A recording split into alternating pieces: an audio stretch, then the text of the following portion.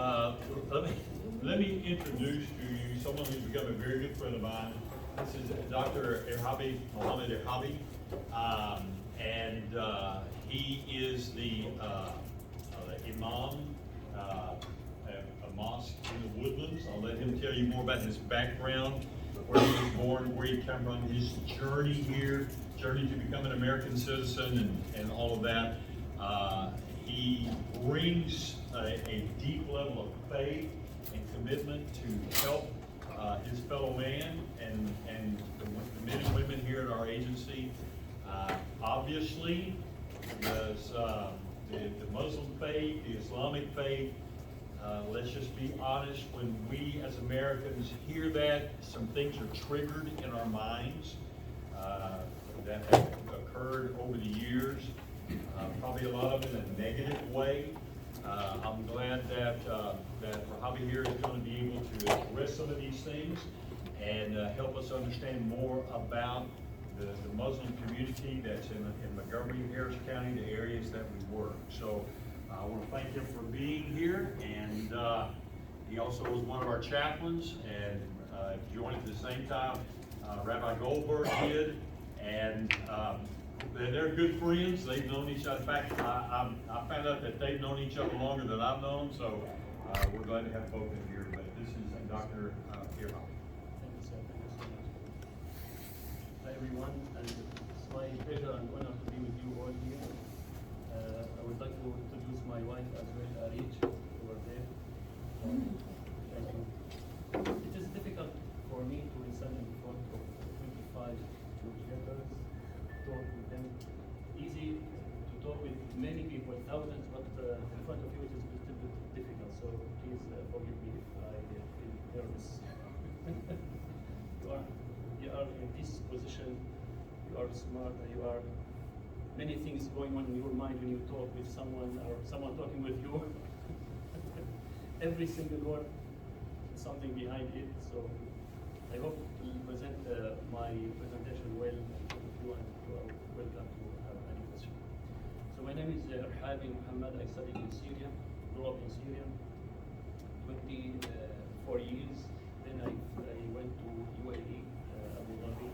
I worked there as an imam and mufti as well. Mufti meaning scholar, deliver answers for religious questions. Then I went. I came to America in 2014 with my family. So I have been here in Houston for 4 years. Imam at Women's Ministry, Eastern Muslim America, Houston. So this is a big Islamic organization. They have more than 22 Islamic centers, 6 Islamic full-time Islamic schools, and maybe 20 weekend schools. I also spent 3 years in Dallas, so 4 years here in Houston. I became chaplain. My great opportunity to meet with you here. I'm so grateful to God that He used me to serve His religion and to serve all people. I ask you to accept from us. So what is Islam about? Usually I start my presentation with this question: what do you know about Islam? You can give me some answers very quick, positive or negative answers, no problem. What do you know about Islam? Bad. I don't know. You I'll don't let know. you ask her. Yeah. What do you know? What is in your mind about Islam? About Muslim? About Muhammad? He's a prophet. Yes. What else? I've spoken with my partner at the time was served in Afghanistan and Iraq, I believe, and he mentioned the differences between Sunni and Shia, the two different sects a little bit. We talked about kind of their differences and how terribly enough. I know that's a bit dangerous. Okay. Yeah. What else about Islam? Things you know from your friends or from media, maybe. From media talk a lot about Islam, about Muslim. There's good, there's more good than there is bad. But you have good and then you have bad. And you have good, bad, and bad. But that's, I'm trying to say, yeah, know that there's good and there's bad, but I know that there's more good than there is bad. Thank you, yes. Actually, let me start with this, my presentation. Yes, this meeting with the Surgeon a few weeks ago. This is my friend, my brother, Rabbi Ed. He's a judge and other pastor. This is in our mosque, Buddha's mosque. Here.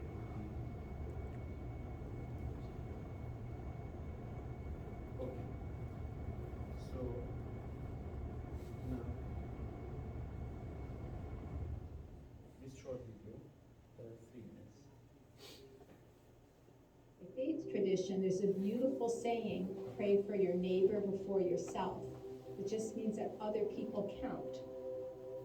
We have a human responsibility to care for one another. Working as a nurse, I went to visit this Iraqi refugee family and an infant that was dying. And there at the house, they absolutely had nothing. There was no refrigerator, there was no stove, there was no crib. The baby was in a laundry basket. I was so devastated by that. I decided that this wasn't going to happen on my watch.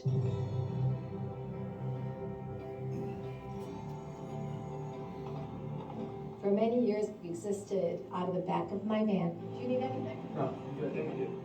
Now, our clients come to a one-stop shop to get all of their essential basic needs.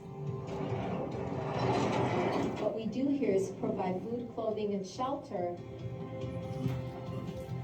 and a whole lot of love. Well, food is every 30 days, and then we can go to the pantry and explain that to you after. We focus on women with children living in extreme poverty. All that matters here is, what do you need? Our Good Deeds resale shop is open to the public. Our mothers are able to come, they get a voucher, and they have the same dignified shopping experience as somebody else, but not have to pay for it. The whole idea here is dignity. 6, 7. My daughter, she's cerebral palsy. She's sick always. Say, Mama. Good. When my husband left, I was so scared. I have 6 children. I don't know anyone to help me. Hi, Mariam, my girl. I'm going to Zaman shopping grocery and food. When I need anything, just like call You want to learn to cook with me? Zaman. They take care of everything. We also provide vocational training skills. When everything is even, it all cooks at the same time.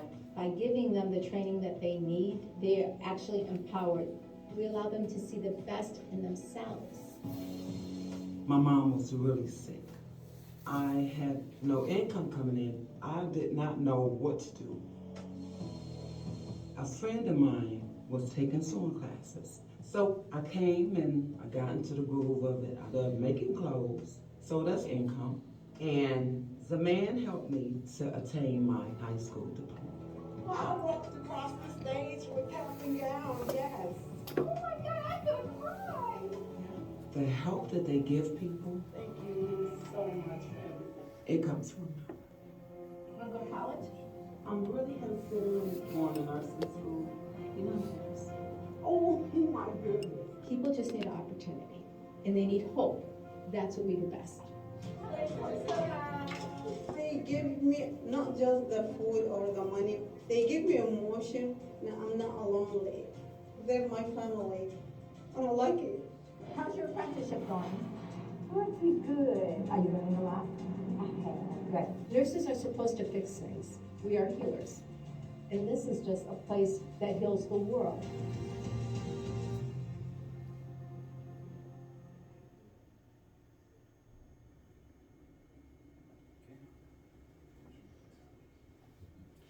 So the beauty of Islam can only be discovered through the authentic understanding of the Quran and the Hadith, meaning the saying of Prophet Muhammad, peace be upon him, and peace be upon all prophets and messengers. We cannot take good idea or good understanding from the media about religion. We need to take that from the scholars, from the rabbis, from the pastors, from the imams talking about their faith. Common ground within Islam, all human beings need three basic things to survive and flourish on earth. These are the common ground that Islam introduced to the world 1400 years ago. Peace and safety, equality, sustenance.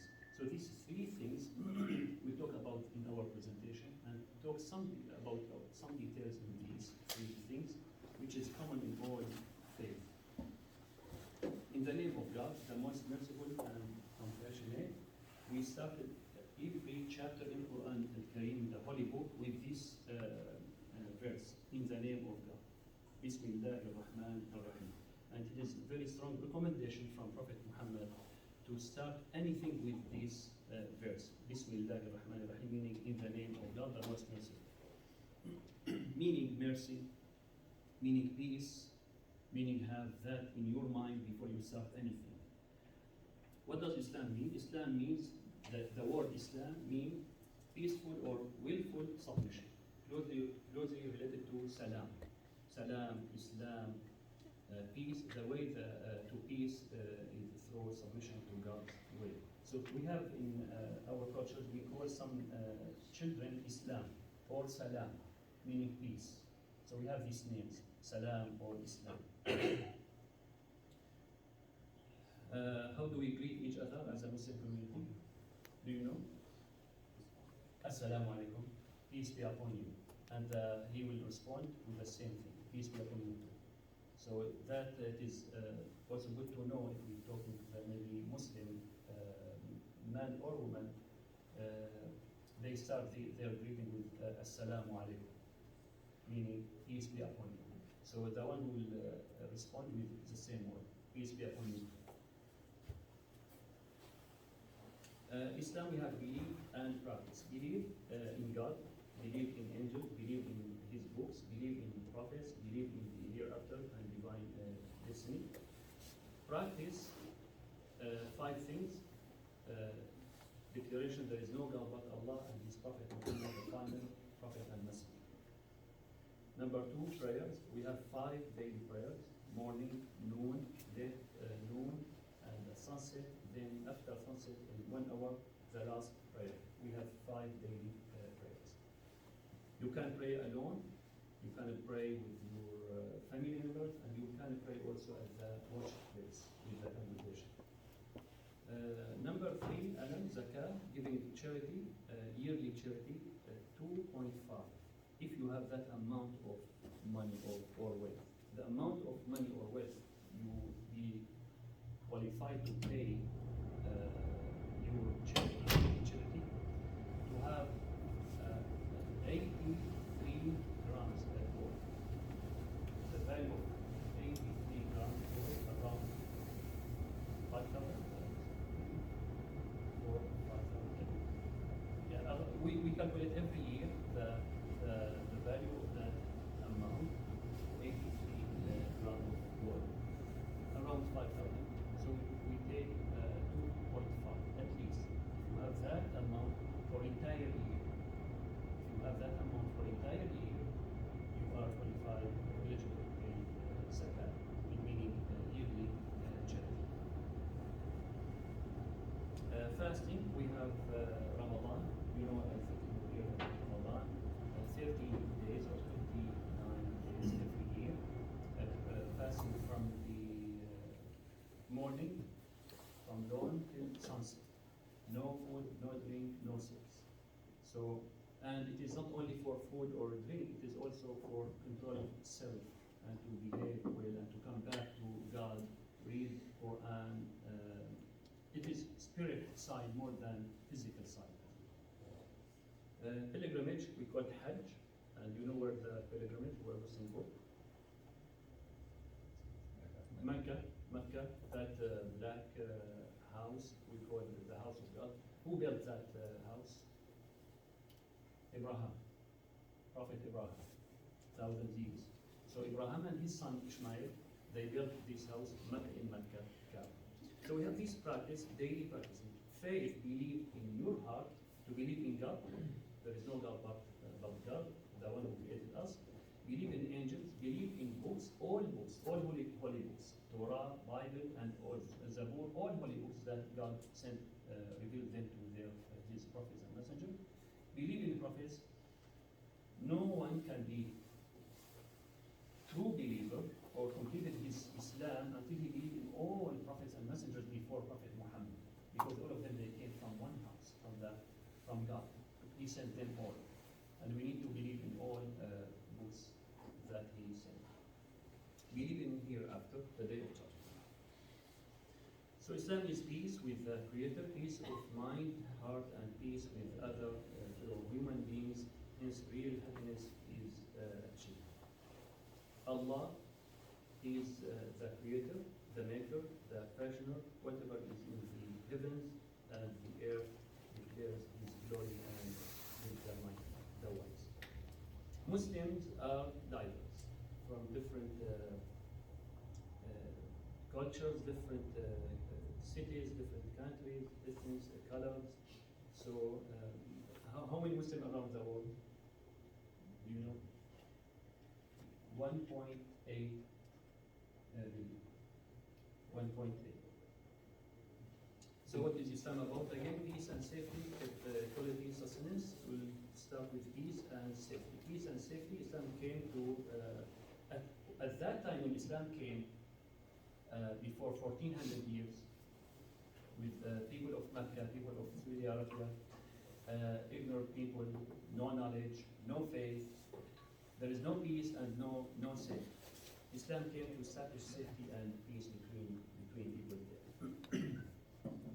It established the importance of family, core value, and status of neighbors within your local society. This concept of peace and safety for all people is what flourished the expansion and the growth of Islam throughout the Arabian Peninsula.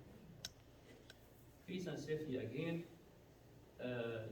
Prophet said, you are not true Muslim or good Muslim if you're, or if people or neighbors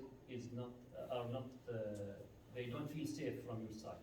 You are not good Muslim, or you are not true believer if people around you they don't feel safe from your side. And not only that, he said, "Al-Muslim man salim al-Muslimuna min lisanihi wa yadihi."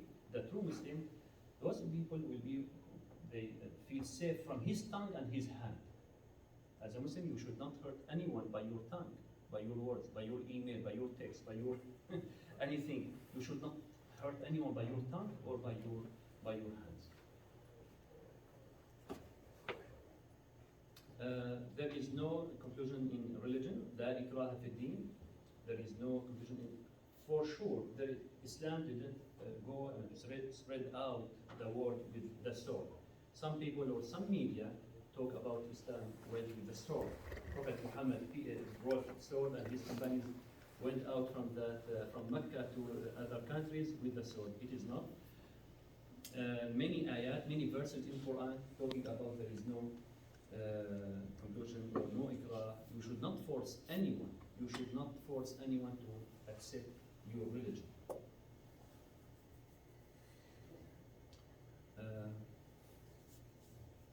The concept of peace and safety is what attracted people globally to form a strong bond that would eventually benefit the community and then society at large.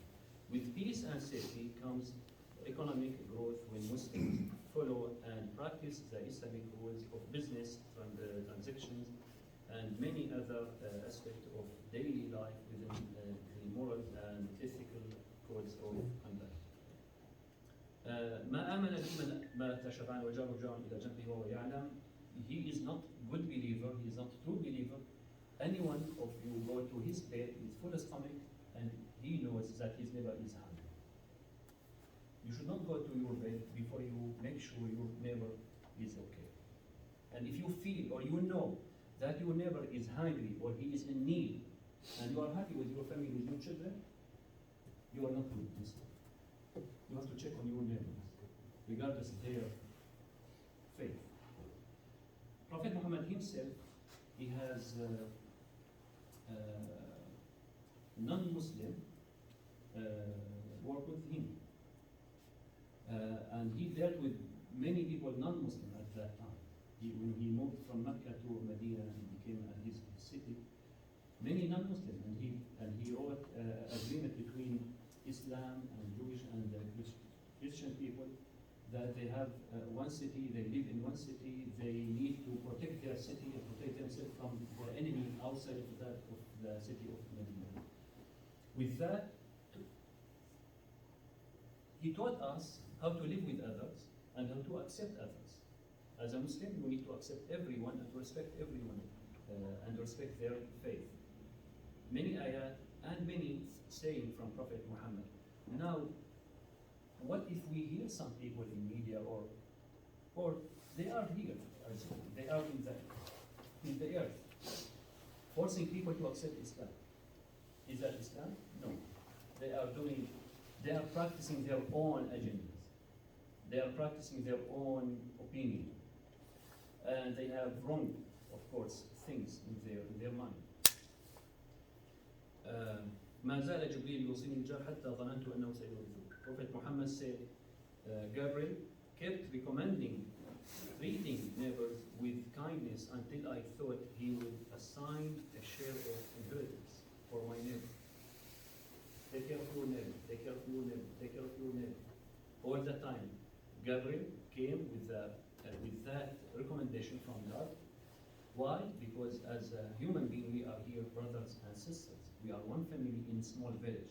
This earth are like a small village now. We know each other. We hear what happened now in different sides of this earth. We know it right now. So it is a small village and we need to keep it safe and safe. Now equality. Islam came to abolish the idea of superior race, gender, lineage, colors, and social status. When Islam came, the tribal society was ruled by one's lineage, wealth, tribes, gender, and color. Islam broke all the rules of the time and set in place a foundation of how to establish equality in all aspects of society. As the Prophet Muhammad, peace be upon him, said, all mankind is from Adam and Eve. And an Arab has no superiority over a non-Arab, nor a non-Arab has any superiority over an Arab. Also, a white has no superiority over a black, nor a black has any superiority over a white, except by piety and good action. This is very big rule, and that saying repeated by Muhammad with different occasions and different words, but the same meaning. And this saying from Prophet Muhammad repeated in Quran many times. يا أيها الناس إنا خلقناكم من ذكر وأنثى. All people, all mankind, we created you from male and female, and we made you tribes or made you nations, so you will know, you might know each other and help each other in this earth. Many saying in Quran like this. All mankind is from Adam and equality. This new sense of equality brought a new movement of change in the early tribal society of Arabian Peninsula. This new movement of Islam also brought forth a system of distributing wealth among us, the poor and needy class in society. What about status of men and women? Equality. So all men and women are equal before God. All men and women are equal before the law. They are both subject to be equally rewarded or equally punished. Women in Islam, like men, have the right to gain education, engage in business, engage in provisions, engage in public life, keep their family name and identity. A continuation of practice. So, what do you think about these pictures?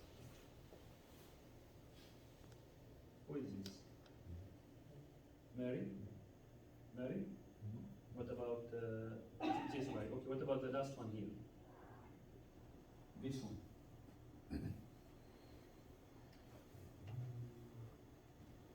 I don't need her name. I know you don't know her name. Say a Muslim woman. Muslim woman. What do you know what we call these? My wife, hijab. My wife has hijab as well. So this is hijab. We believe it is like continuation of practice, Mary and hijab. Why?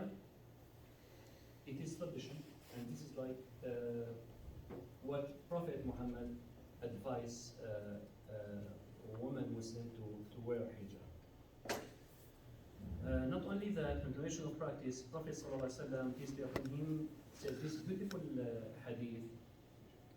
He gave this example about himself and the other prophets and messengers.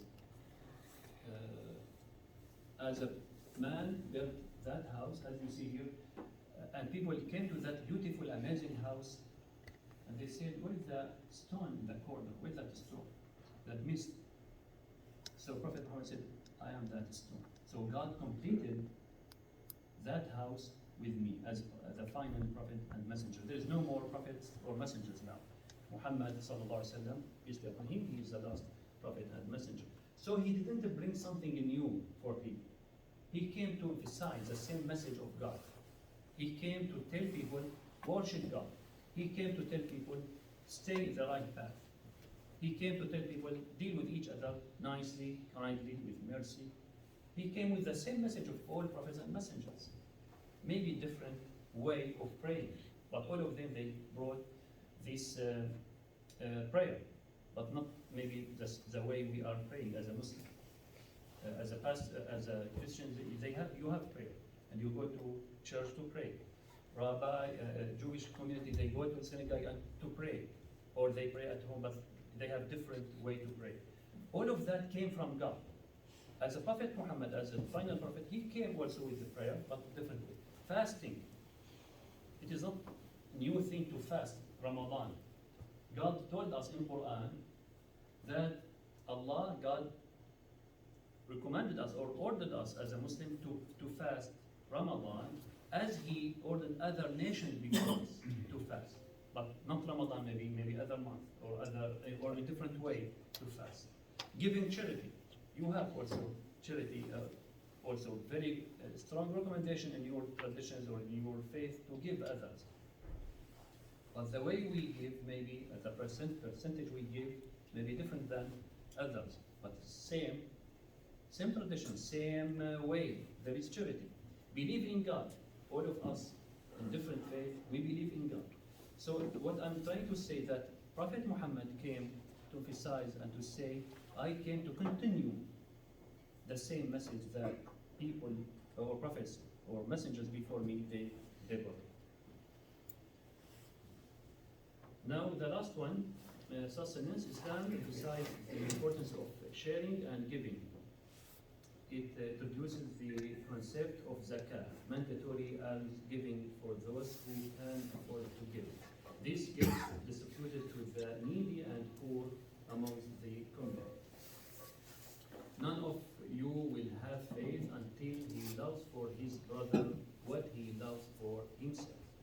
He didn't say loves to his Muslim brother.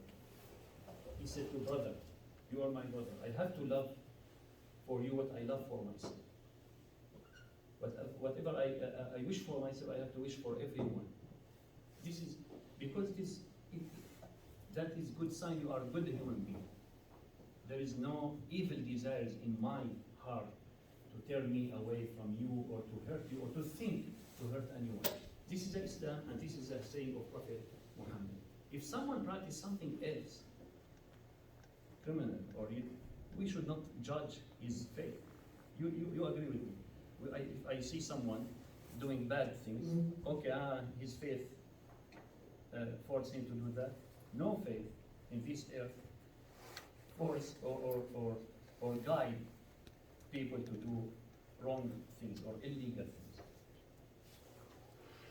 Does he love anyone who does not love, does not know God, because God is love? Okay. Sustenance with peace and equality established then comes to the needs for sustenance to survive. All human beings desires for basic sustenance, water and food to survive. This can only be provided in a society that processes peace and equality. When there is peace and equality for people to earn their sustenance through trades and businesses, then and only then will the society can grow and flourish. Islam came and raised the dignity and status of women and protect them from slavery and treated as equivalent. The practice of slavery became forbidden. Thus, the three essential needs for all were created from the Islamic foundation of peace, equality, and sustenance. So we talk about this. Islam works hard to solve all society's issues. Now, questions if you have. I know you have many questions.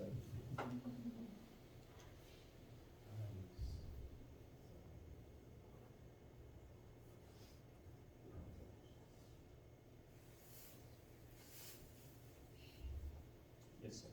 So to know Islam, for non-Muslim to know Islam, this meeting or this presentation, and I'm thankful to God, thankful to Sergeant Evans, thankful to you all to allow me to give me this chance to present Islam as a non-Muslim, to learn from Muslim, from the also authentic person, to know more about the faith, to ask the scholars or imams about his faith. For a Muslim, he has to practice what he learned. He has to practice, because sometimes we know things, but we don't practice it. It is a big issue. I know it is right, but I don't go with that right thing. It's a big issue. It is not because of the ignorance or knowledge, because of practicing. So Muslim, he should practice what he learned from, also from authentic schools, because some places or maybe some people, they teach in wrong way, or they don't understand their faith way, or they don't understand their Quran way. They don't understand the saying of Prophet Muhammad, peace upon him, way. So they deliver the message in wrong way. Their students or their people will practice that things in wrong way as well. Why? This is from the Quran, from Islam. And they say, Allahu Akbar, and we do this because Allahu Akbar, kill someone. What you are doing? From where? From Quran. Allahu Akbar! Ah. Unfortunately, they give bad image about this great word. What the meaning of Allahu Akbar? That's great. God is great. God is great to use it when you worship, when you do good things. Allah is great. To remember the day of judgment, Allah is great. Don't do bad things. Don't be arrogant. Don't be humble. Humble yourself in front of people.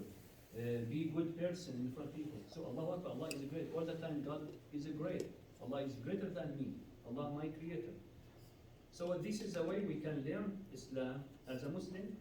You need to learn from good teachers, from good scholars. Non-Muslim call right people to learn, and this is what we are doing here.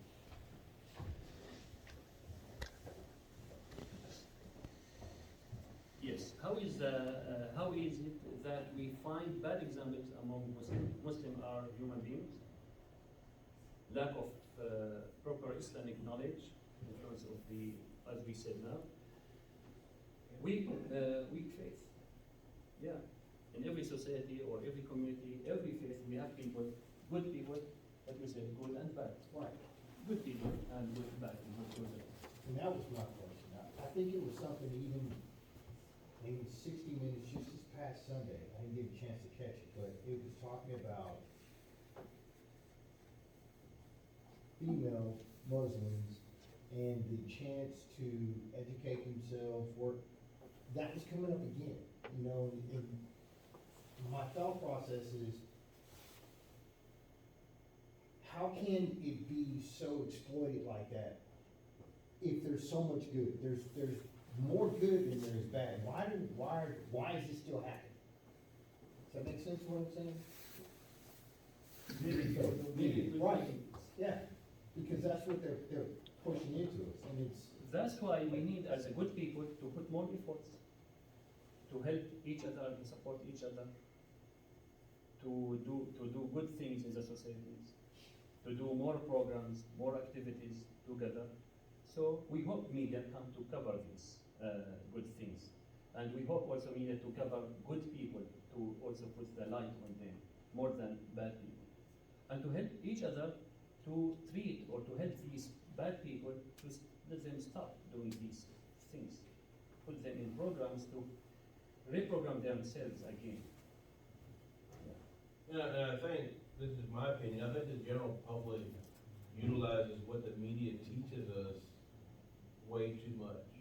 You know, look at movies.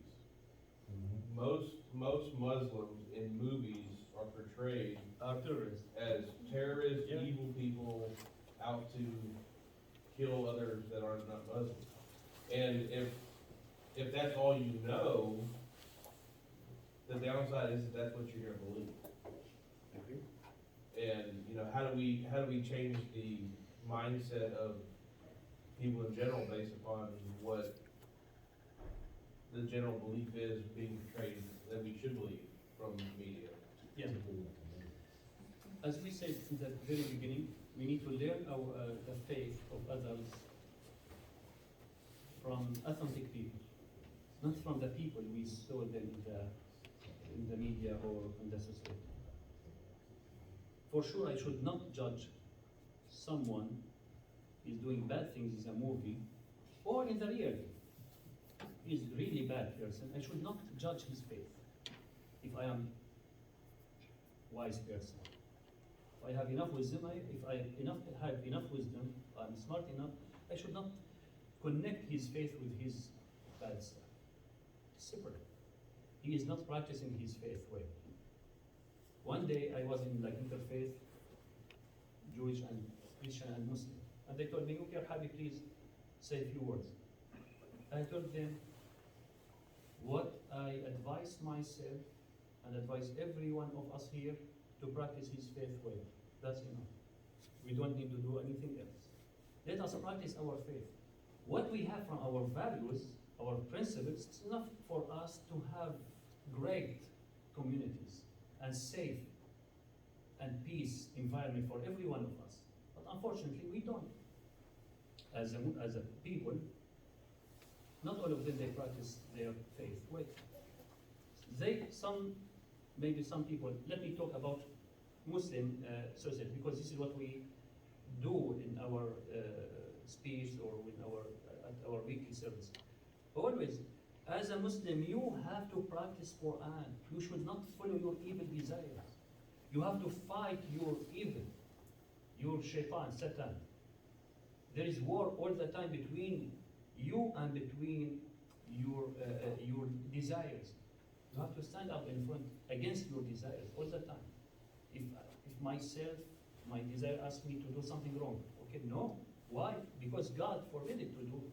Because my prophet Muhammad, and I love him, he's my prophet, and I have to follow his footsteps, I have to stop it now. So I have to control myself. I have to control my hand. I have to control my eyes. At that point, yes, I will be a righteous person. As a Muslim, as a Christian, or as a Jewish, yes, they have enough values to guide them. They have enough values to let them be good people. But do they practice that, all of them? Of course not. That's why God kept sending prophets and messengers every nation. How many prophets? In Quran we have names, 25 names of prophets and messengers.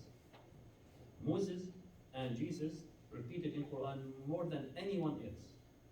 Jesus in Quran, we have the largest chapter in Quran, 200 verses, around 30 pages. One chapter talking about the family of Jesus. And we have chapter called Mary, talking about the miracles of Jesus and the way he was born without father, from his mother only, talking about his people, talking about many miracles in details. Some studies said that details does not exist in the Bible as well. But because we honor, not we, Allah, God, honored, or Islam honored Jesus, honored Moses, and many stories about Moses. By the way, all the stories of prophets and messengers, same, repeated in Quran as well. You can find it in Bible and Torah, but maybe in different details and different way. But you have it. What I'm trying to say, yes, in Quran we have many values, many principles, many stories about prophets and messengers, what they said, what they told, what they educated their people. God repeated that for us to learn from them as well. To worship God, be nice, be kind, have mercy upon each other.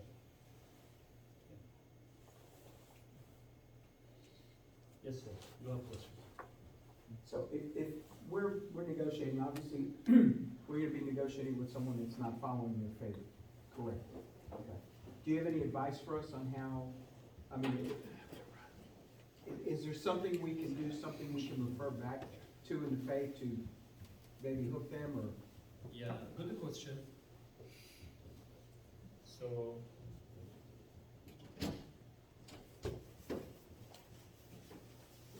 maybe you can ask me, did your faith, Islam, ask you to do that? Are you practicing your faith now in this way, in this situation? Are you following your prophet now? Do you love your prophet? If you ask him, by the way, we love the prophet. Every single Muslim, 1.8 billion around the world, even if they are criminal, they love prophet. So it is very good question to tell him, do you love your prophet Muhammad? He will say, yes, of course.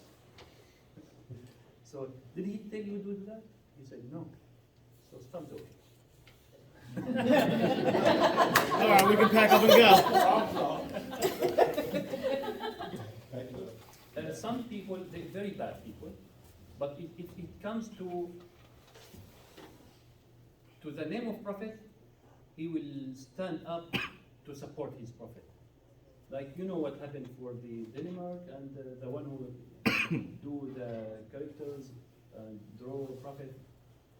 Did you hear about it? The cartoons. Yeah. The scholars and the wise people, they didn't do anything, like they didn't get angry or upset, or their reaction was very quiet. And some of them, they didn't do any reaction. Something happened. The ignorant people from Muslim community, they stood up and they went and they destroyed things. Why? Because they mentioned our prophet in the wrong way. We love him, we have to support prophet. And when we look at them, they are not practicing Islam in their life. They are normal people, they are ignorant people. But when it comes to the prophet name Muhammad, by the way, Muhammad's name, maybe the most popular name in the world, Muhammad. So they love Muhammad. They love the name. You can talk with him about this. It is very sensitive and emotionally you can tell them or can let them come and maybe accept what you are saying. And if you call them brother, we respect this word a lot, or sister. You are my brother. So we use this word a lot and we respect it because we believe everyone should be brother of other or sister. Male with male, they are brothers. Female with female sister, or female with male, you are my brother, you are my sister. So we believe in it. So you can't call him, you are my brother. I want to help you. I don't know, you have your strategies, I don't know. But you can touch these words as well. Yeah. Yes, ma'am. Okay, so I'm probably showing my ignorance, but like Islam versus Muslim. Is a Muslim practicing Islam? Like how do those words differentiate or overlap? Can you say it again, please? Muslim versus Islam. Like, because you kind of use both words, right? So I like, how can I not offend someone? Like, is a Muslim practicing Islam? Muslim, as a name, my name is Rahaabi. I am Muslim. I'm following Islam. Okay. I'm practicing Islam. My faith is Islam. So Okay. This is your question? Yes, yes. Yeah, as a Muslim, you describe this person is Christian or Jew or Muslim. He is Muslim. Okay. So he's following what? He's following Islam. Okay, that was my question. Yes. I have another question. Yes. So at the very beginning you said it and I totally missed it, but peace upon you. Yes. Assalamu alaikum. Peace be upon you. Okay, so would it be offensive for me to say it back even though I'm not practicing that religion if someone says it to me or vice versa? That's fine. No, it's not offensive? No. Okay. Yeah. You can say it in English, of course, because you are not Arabic speakers, but Right. we say Assalamu alaikum. See, Sergeant. See, he is here. Alaikum assalam. Assalamu alaikum. Alaikum assalam. Say it to me. Wa alaikum assalam. So you should not say it in Arabic, but you can say hello, good morning. But if you want to touch someone over phone, it is good to say Salamu alaikum. Write it down in English. S-A-L-A-M-U alaikum. A-L-I-K-U-M. Alaikum. Salamu alaikum. Let me show you. Assalamu alaikum. I saw you starting to write, I was like, I think he has a slide with that on there. Yes, I think that will help. it's at the beginning, right? Okay.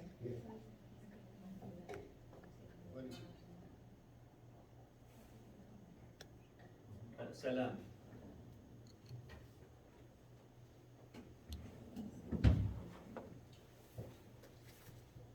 Salam. See this third word? This one. Yeah, just salam. Salam meaning peace. And you are there for peace. You are there to create, to establish peace. So salam. If you want to say alaykum in upon you, or just salam. Salam brother, salam sister. So, yeah, good. I'm teaching Arabic language at Lone Star College. You are very welcome to or we can do Arabic class here. Yes. Another question? Yes. Can you shed a little light for me, maybe for everybody, on, and Barney brought up before about Shia and Sunni. Mhm. Can you tell us a little bit about the differences or how that came about? They said La ilaha illallah, Muhammad Rasulullah. They believe in God. They are Muslim.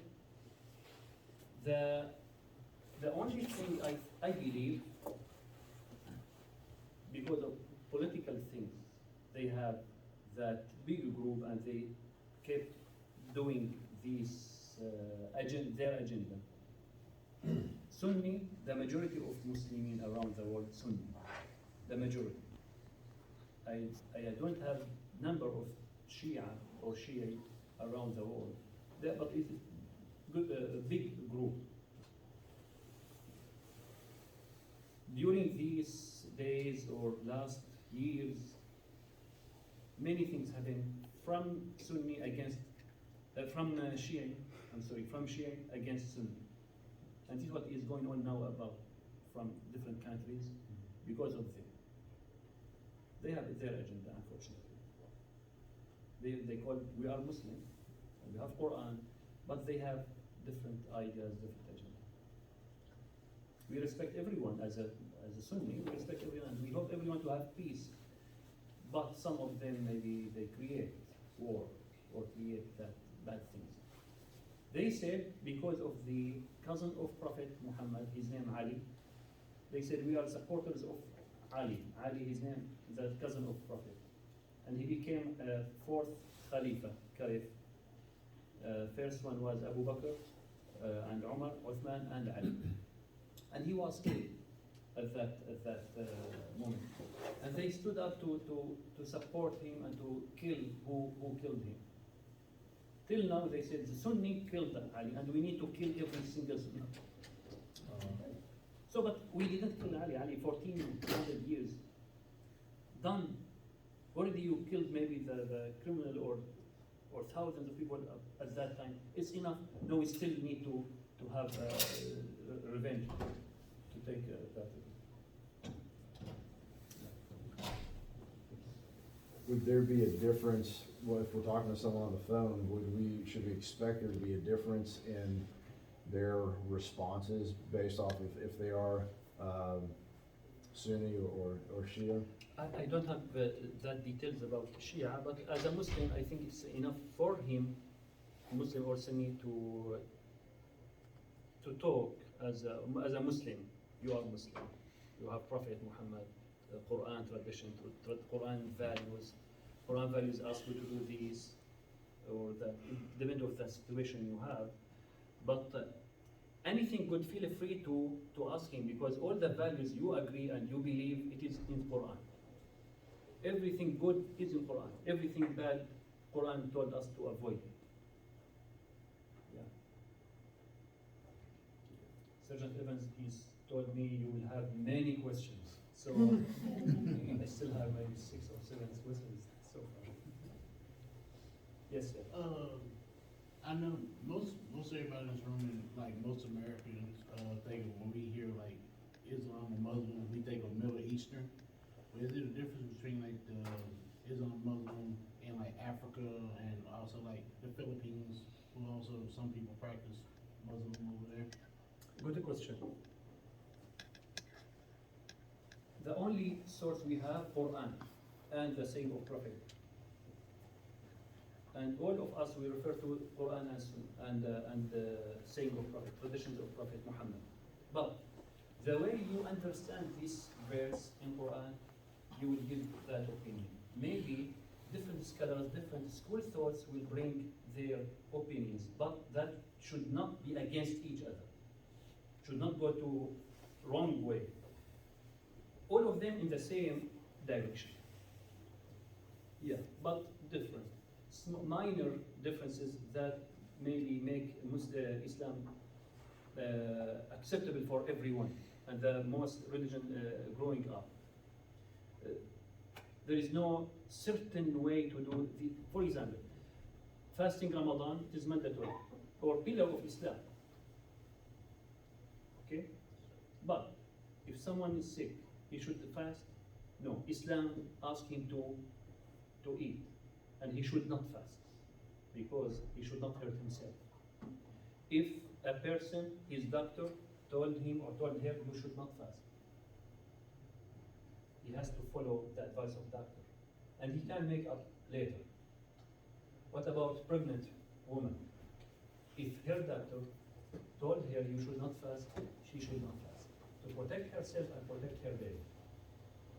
If she deliver her baby and after that few months later she is ready to pray, she is ready to fast, but that will affect her baby, and doctor told her no, so she should not fast to save her baby. She can fast later on. What if she couldn't fast later on? Okay, that's fine. You are good. You should not do anything. You are okay. So we sound like this. Praying. The way we pray, we call it ruku', bowing, and we have also sujood, putting our forehead in the ground. Like this is, we stand first, we are standing and praying, reciting Quran. After that we say Allahu Akbar, Allah is great, Subhana Rabbi al-Azim, glorify to God 3 times. Then we raise our head, then we go to the floor to say, put like this, if you can see me or. So we do that also 2 times, and we repeat this and recite Quran, recite verses. Okay. If someone has back pain, or Sergeant Evan has Knee surgery. Knee surgery. Yeah. So should he go all the way? No, we can't tell him, okay, Sergeant, you can pray over on your chair, sit on your chair and just move your head like this. It's enough. If he cannot, if someone has surgery or he cannot even sit down, okay, don't worry. While you are laying down in your bed, you can pray. So just connect with your God and recite these verses. Before we pray, we should also have what we call it wudu, ablution. Wash your hands, your face, and your legs. If someone has surgery or things, he should not, water should not touch his skin. Okay, that's fine. Don't use water. For these opinions, we have some details, some conditions, some situations. Scholars brought it to us, and we have some differences in their opinions. But that very minor. Only scholars, they know it. But the normal people, normal Muslims, they follow their imams or their scholars in not that details. for pilgrimage, for Hajj, going to Mecca, we have two conditions to go to Mecca to do pilgrimage. Number one, to have good health and to have enough money for your family and for your trip.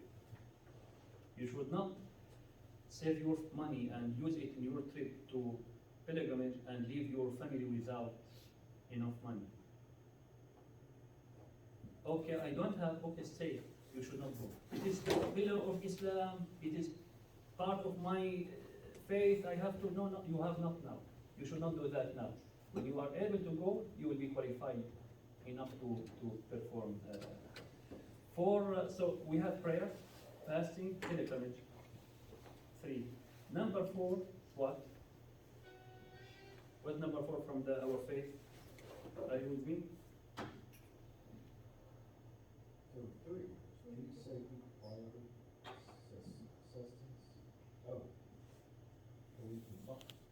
So, pilgrimage, number 5, fasting, prayer, we didn't talk about zakat. Zakat, also if you don't have enough money for entire year, 12 moon month, you should not also pay your alim, your charity, yearly charity. So Islam is easy, nothing difficult. There is like standards or there is rules, values, but for certain conditions, you are okay to not practice it. But there is no exception for someone to be a bad person or to deal with people with wrong way. There is no exception and under any condition. These things between you and God. Prayer, fasting, between you and God, pilgrimage, Hajj, no problem. God will forgive you. But to deal with people in a wrong way or to hurt people, there is no condition to do that. Under any circumstance.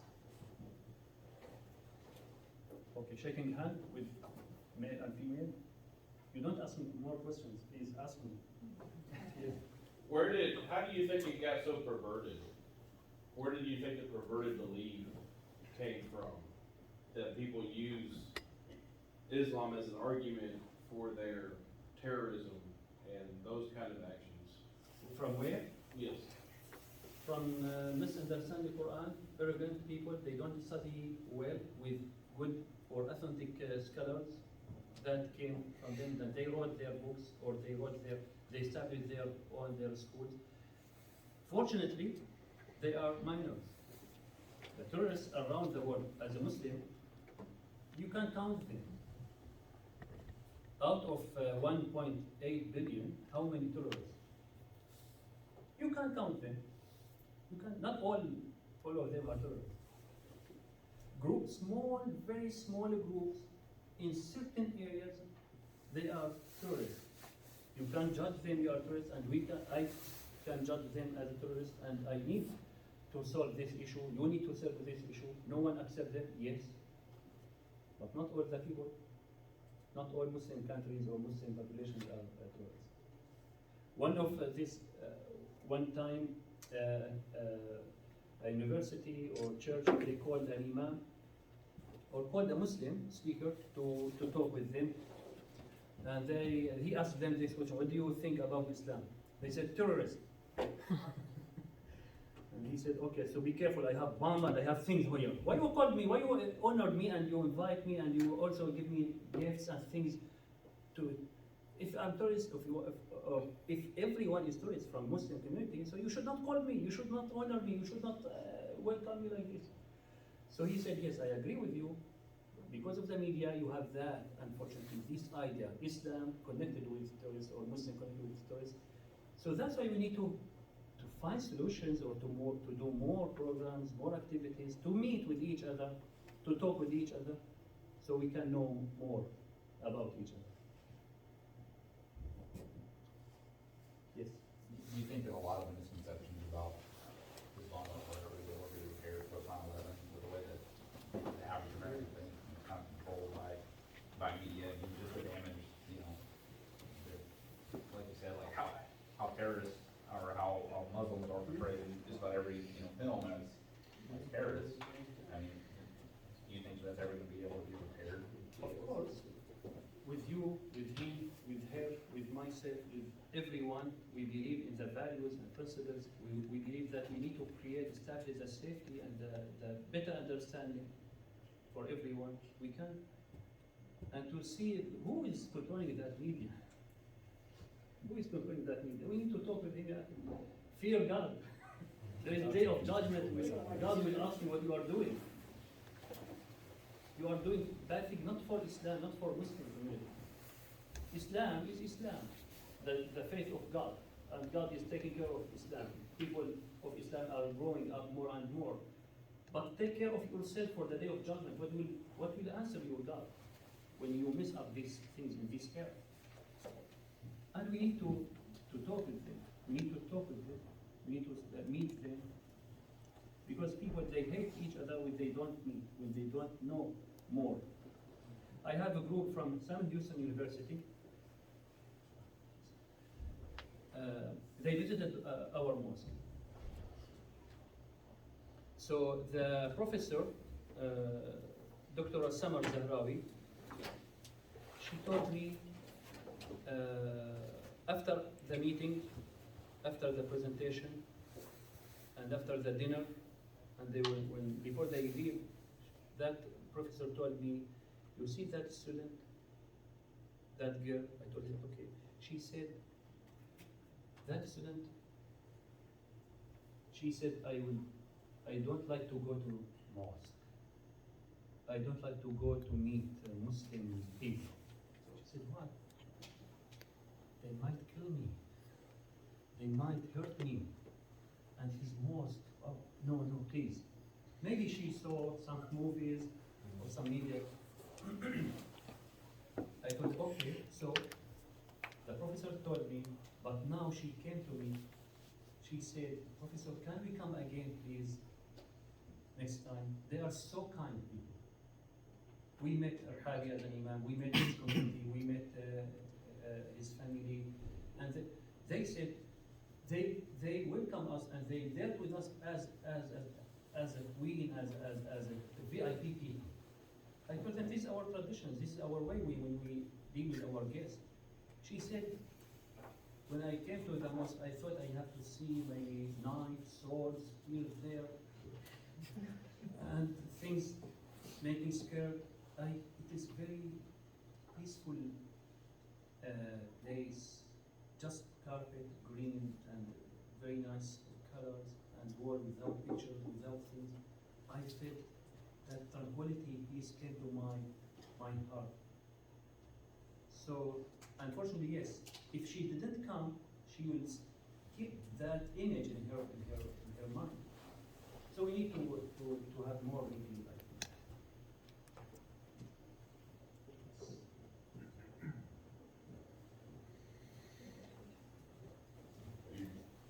Any other questions? Go for it. I thought it'd be low, but you go for it. Thank you for coming, sir.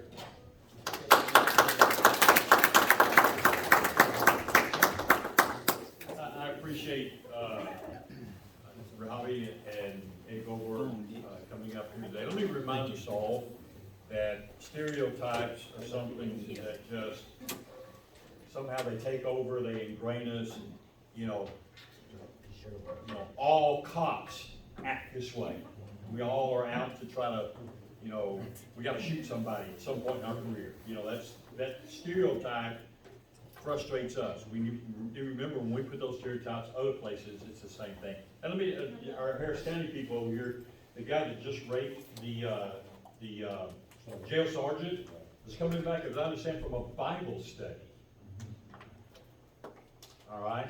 Do I need to mention names like David Koresh and Jim Jones? For those of us that are Christians, are they an embarrassment to our level of faith? Obviously, all right? So, there are evil people everywhere. I think that's just common, just runs across every culture like that. That's who we deal with. And we'll deal with them no matter what their religious, ethnic, faith-based background is. We'll deal with it. But it's also very helpful to know where they're coming from, the roots of where they're at. We'll deal with it. We're law enforcement. We'll deal with that evil aspect of it. We'll take care of that. But this information to help us know where they're coming from, I think, is very, very valuable to us all. So I want to thank Rahaabi and Rabbi Goldberg, Chaplain Goldberg had to leave to go to another event, but I appreciate them being here, being part of our chaplain team. Thank you, sir. Thank you. I'm so honored to be with you, and thank you for your listening and your question. Thank you so much.